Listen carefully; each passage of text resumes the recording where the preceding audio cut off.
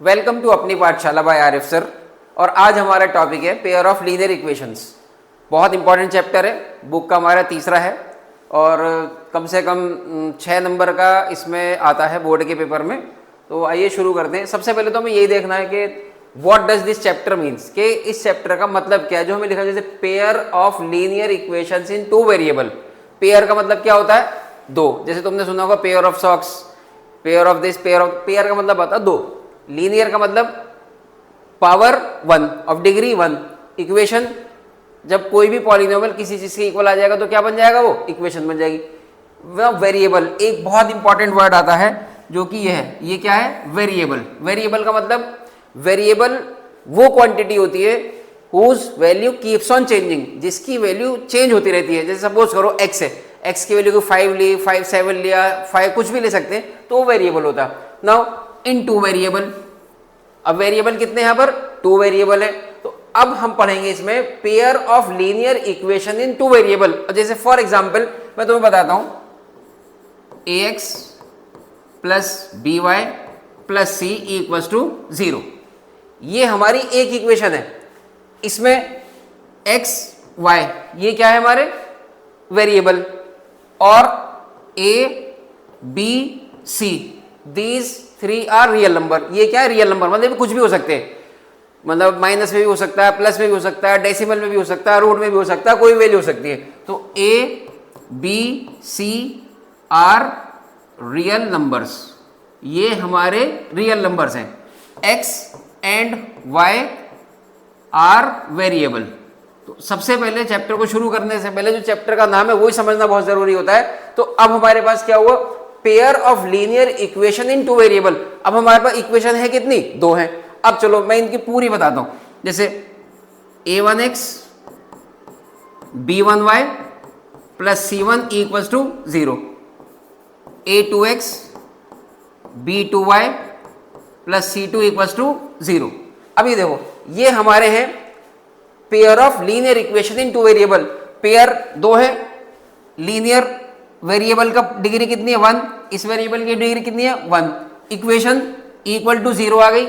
2 variable x और y 2 variable है।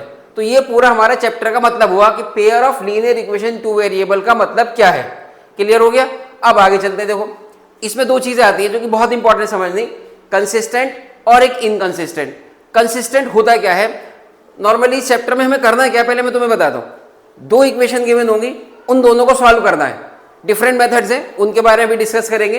तो जब हम उनको सॉल्व करते हैं तो हमारे पास जो वेरिएबल है x और y, उनकी वैल्यू आती है निकलकर। एक वैल्यू x की आती है, दूसरी वैल्यू y की आती है। अब हमें ये पता करना है कि कंसिस्टेंट और इनकंसिस्टेंट होता क्या है। देखो, अगर इन दोनों इक्वेशन की कुछ वैल्यू एटलीस्ट 1 वैल्यू आती है, मतलब एक x की वैल्यू आ गई, मतलब एटलीस्ट दे हैव 1 सॉल्यूशन, तो इसका मतलब वो इक्वेशन कैसी कहलाएंगी? कंसिस्टेंट। और अगर एक से ज्यादा है तो भी क्या कहलाएंगी? Consistent. If these equation do not have any solution, अगर इन दोनों इक्वेशन का कोई सॉल्यूशन नहीं आता है तब ये दोनों क्या कहलाएंगी? Consistent, inconsistent. Then these 2 equations are called inconsistent. Clear है? Consistent, inconsistent. ठीक है। अब इसके बाद आता है हमारा कि इन इक्वेशन को सॉल्व कैसे करना है। We have different methods to solve these equation. अब वो मेथड है क्या? देखो मैं तुम्हें बताता हूं भी।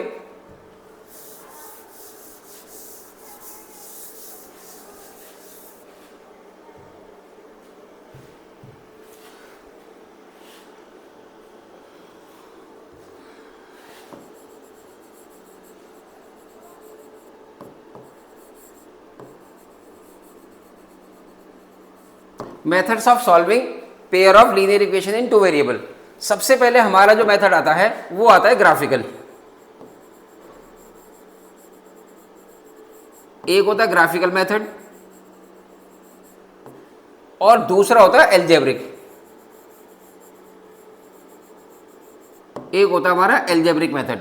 अब एल्जेब्रिक मेथड के भी अंदर 2 चीजें होती हैं, 2 मेथड आ जाते हैं।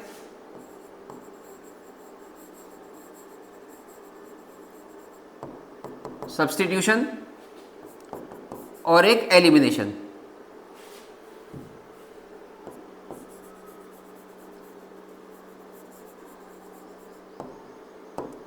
Elimination method.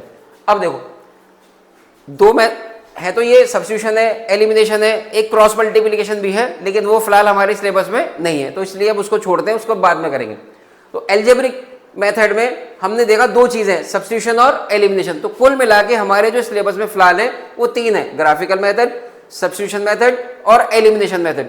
एलिमिनेशन मेथड का भी पूरा नाम है elimination by equating the coefficients. Clear?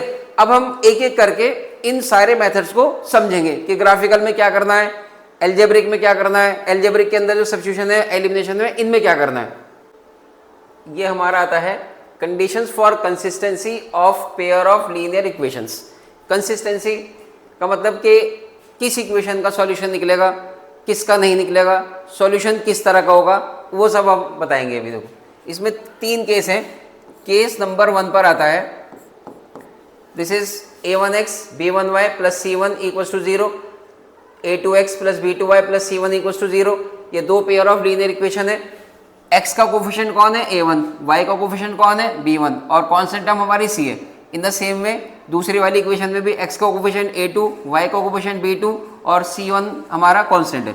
यहाँ पे केस 1 में क्या आता है, if a1 upon a2 equals to b1 upon b2।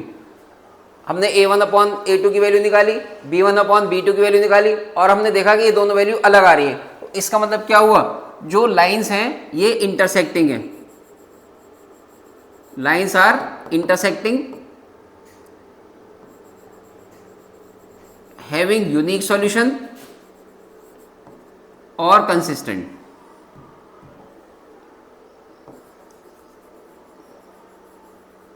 और हमारी कैसी होंगी, consistent.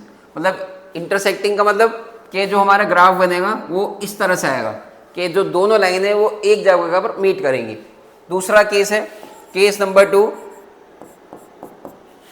If a1 upon a2 equals to b1 upon b2 equals to c1 upon c2। तीनों कंडीशन अगर बराबर आती हैं तो क्या करना है, इस कंडीशन में लाइंस आर ओवरलैपिंग, मतलब एक के ऊपर एक होंगी, कंसाइडिंग होंगी। इस कंडीशन में अब देखो जितनी जगह लाइनें मिलेंगी उतने सॉल्यूशन आएंगे, और ये तो पूरी ओवरलैपिंग है, तो सॉल्यूशन कैसे होंगे, infinite solution, infinitely many solutions. और जब सॉल्यूशन है तो कैसी होंगी, consistent, they are consistent. Clear? Case 3, case 3 में हमारा आता है, if a1 upon a2 equals to b1 upon b2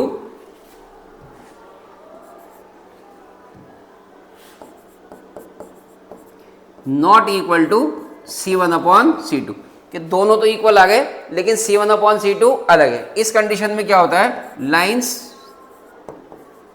are parallel, line कैसी होती है, पैरेलल है, और जब पैरेलल है मिलेंगी नहीं तो we will have no solution, कोई सॉल्यूशन नहीं आएगा, तो यहां लिख देंगे नो सॉल्यूशन। और जब सॉल्यूशन नहीं है तो कैसी हो जाएंगी वो, इनकंसिस्टेंट। तो ये ध्यान रखना, कंसिस्टेंट कब होती है, जब सॉल्यूशन होगा एटलीस्ट क्या, एटलीस्ट वन सॉल्यूशन होना चाहिए। इनकंसिस्टेंट कब होंगी, जब कोई सॉल्यूशन नहीं होगा। तो दोबारा से रिवाइज कर लेते हैं, case 1 a1 upon a2 not equal to b1 upon b2, lines are intersecting, मतलब एक जगह मिलेंगी, एक सॉल्यूशन होगा, मतलब एक वैल्यू x की आएगी, एक वैल्यू y की आएगी।